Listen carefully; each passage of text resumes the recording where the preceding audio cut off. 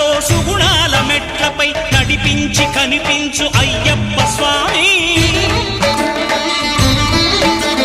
మకర సంక్రాంతి సజ్జోతివై అరుదెంచి మహిమలను చూపించు మణికంఠ స్వామి. కర్మబంధము బాపు ధర్మశాస్త్ర